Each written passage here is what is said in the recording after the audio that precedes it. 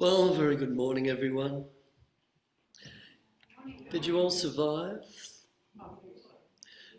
We're here, yes. We may not be zealous and hugely enthusiastic, but we're here. And it's one of the 4 agreements from Don Miguel Rio in that book. We do the best we can, in whatever mood we're in, because that's all we can do. And I was delighted to see Miyu here today because look at the colour. Orange. Would you come up and show our guests again? I wanted to ask you something too. Now, there we are. Orange, it's the colour of the month, isn't it?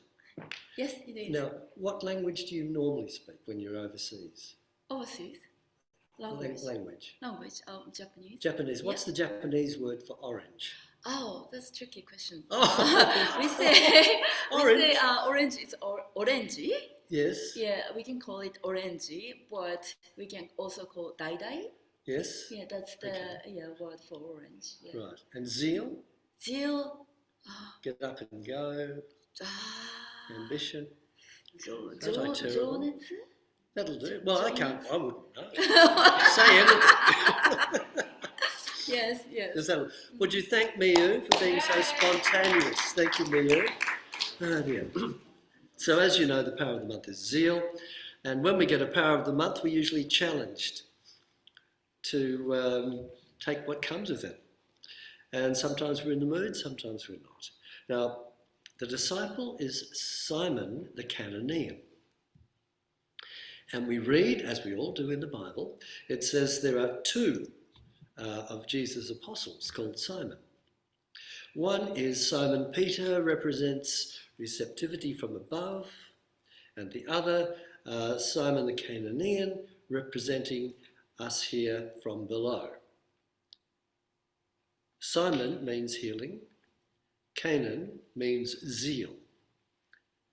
And another thing too is, the first miracle that Jesus performed, if you could call performing, was at the wedding of Cana, where he turned water into wine. A very handy guest at any party. But you must look up the metaphysical meanings of these things, because that's where these teachings of unity come alive with the Bible dictionary.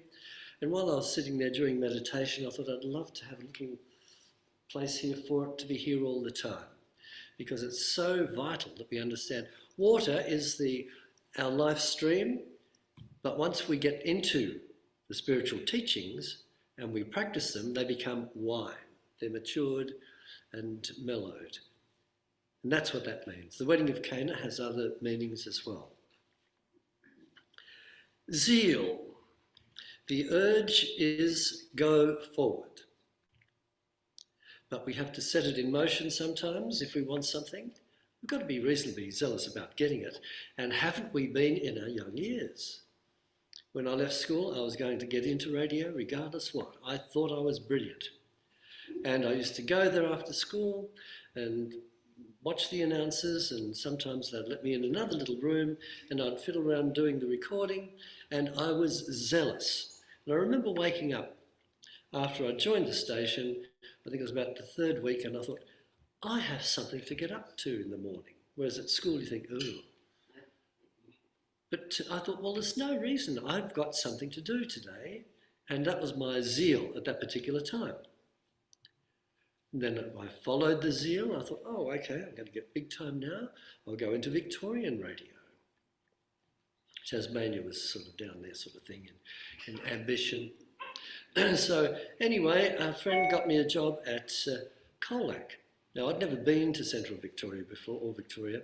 It's in inner Victoria, the bush, we call it. And I thought, oh, this will be big time. So I jumped in my mini miner off the boat and drove to Colac. My zeal was challenged. I'd just come from the most brilliant modern studios in Burnie, They were called floating studios or something at the time, and the technology was brand new.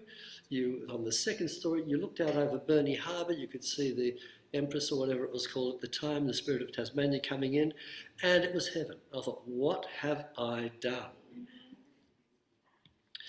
Well, I got into it and I found out if you barrack for Geelong, you're pretty safe up there. So I managed there for about a year, then I moved, thank goodness, into Melbourne part-time at a station called 3KZ, and I managed to combine two things, which are still with me now, my music. I used to play in bands in Tasmania, and I managed to do the same thing here, part-time broadcasting, part-time with the band playing the piano, and part-time teaching piano. I shudder to think how I did it sometimes now, but these things we do when we're young. Anyway, we know that we are body, mind and spirit. And you can't have one without the other. There's a cartoon, Leung, is that how you pronounce him in The Age? Lunik, that's it. I used to get his calendar. I've gone off it a bit lately, but he had something there which I really should ring up and ask if I could get the copyright for. He's got someone walking along and his higher self's up there. They're both walking wonderfully well. And hello, how are you? And then a voice in the lower man's ear says, just be. And so the physical one says, oh, good, I'll just be. Everything's going to work. And you see the higher self going, who? Then the third, the human body's still a little bit going, but it's down a bit. And the higher self is sort of really moaning. And the fourth one is they're both in a heap. So you can't have one without the other while we've got a physical body. So I must check if I can get that, because it goes with a saying that Thoreau had, who wrote Walden Park. I use this quite often because I think it's quite cute. Good for the body is good for the soul, and good for the soul is good for the body. What's good for either is good for the other. And I thought, maybe that Lunik, I'll write that down phonetically, okay, that cartoon would go well with that saying. And I wouldn't be surprised if that's where he got the saying from, the inspiration. But in playing with zeal, we're playing with fire. Because it's an impersonal, all the 12 powers are there. Who has to maneuver them? I am. You are. We are. Individually, we are responsible for how we use these powers. And in zeal, wisdom is the best one, according to the Fillmore teachings. But of course, here again, you can't have one without the other. And one thing is needed, as I just said before, is balance.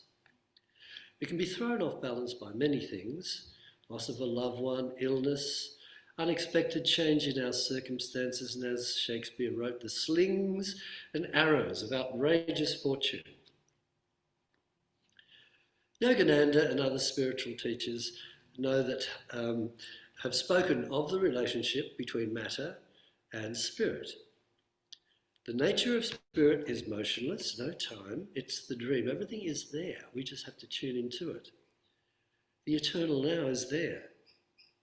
And the nature of creation is motion. This is it, we are that dream.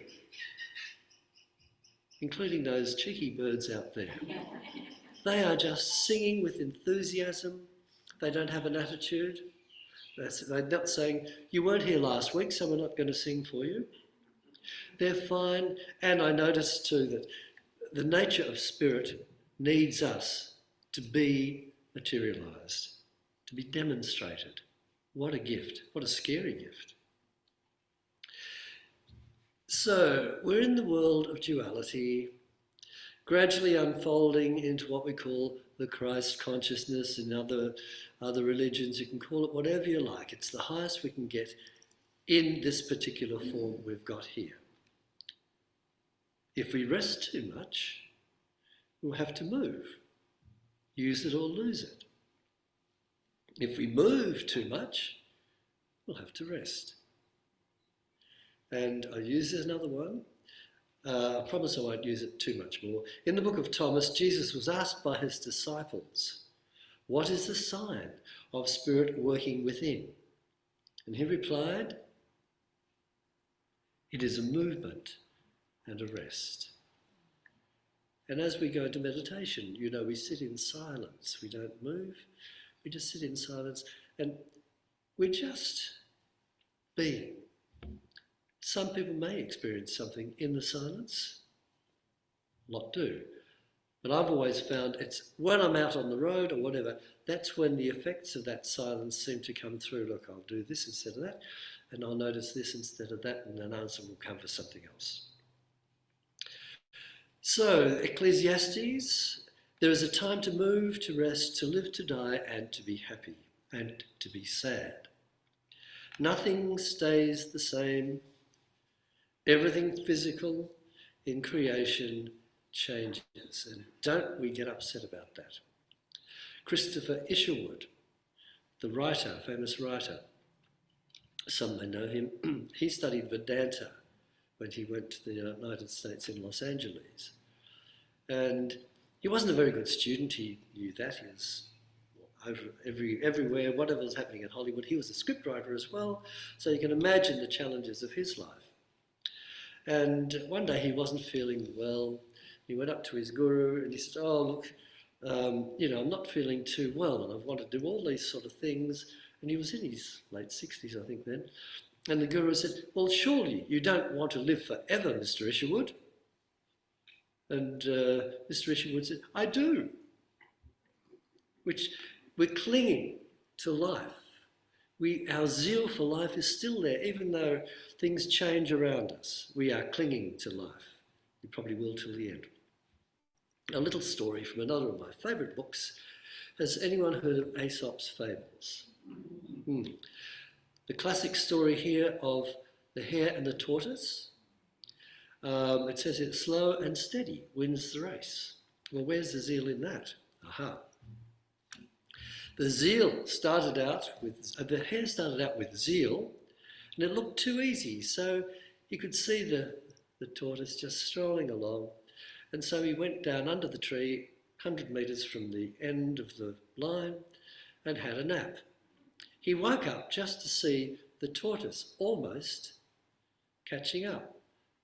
He was about 10 metres away, so the hare decides he'll make a run for it. And he lost because the dear old turtle just plodded on, and he got there. So there is an example of quiet zeal. Plod, plod, plod, as a lot of our life can be sometimes.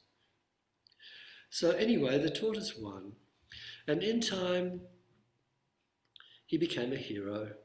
He went down in folklore about this wonderful way that he defeated the hare. So the animals all sang his praises, and his fame grew.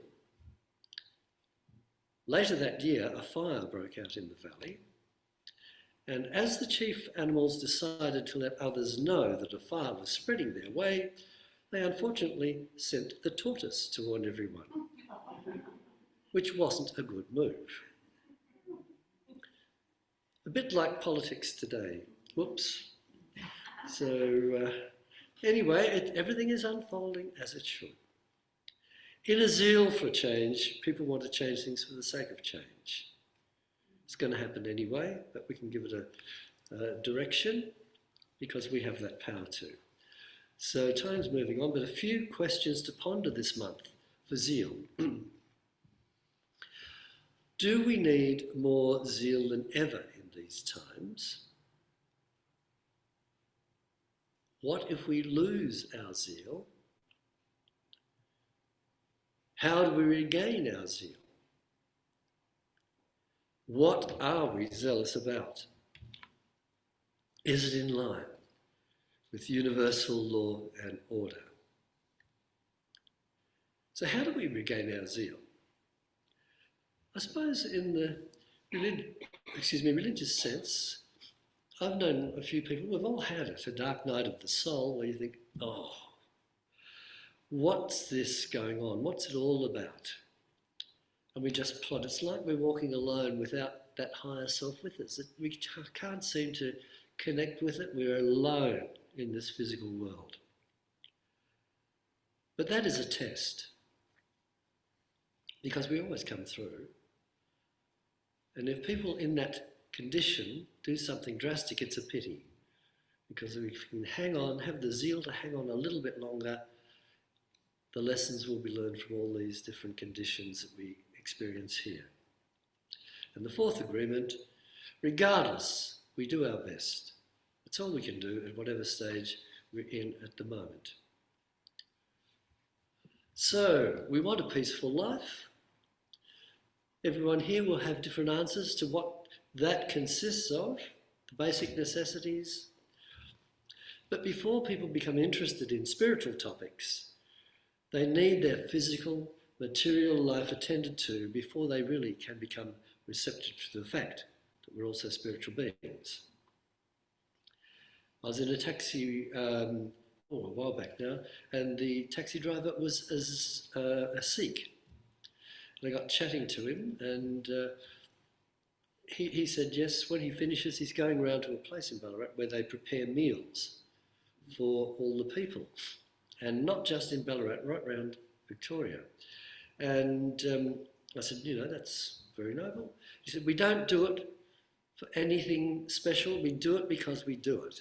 We're not expecting them to join us or become converted. We just do it.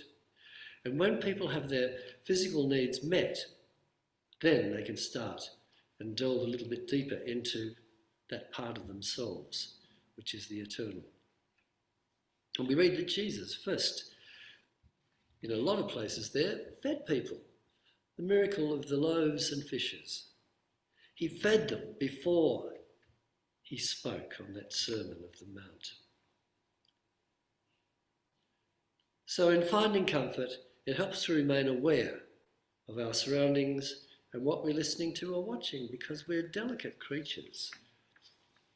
It's all based on things that can go into our mind without us even knowing. We might have nice background music, but behind it there's someone saying, buy Lux detergent. And you find yourself going, yes, I'll have that. I'm exaggerating, but it's true. Advertising is built on this. Okay, now, that's that. So to sum up, worldly wealth, comfort and position, all that belong in the material realm. Our body has a use-by date, whether we like it or not. And the 12 powers we present here at Unity around the world, they're amazing. I know there's more than powers probably, but I always say 12 is enough for me to work those. And Zeal, linked again with the big one, wisdom, but they are all linked in together. So let us use our power of zeal with understanding and wisdom as we navigate life's journey wherever we may be now. For now is the only moment we have. Thank you.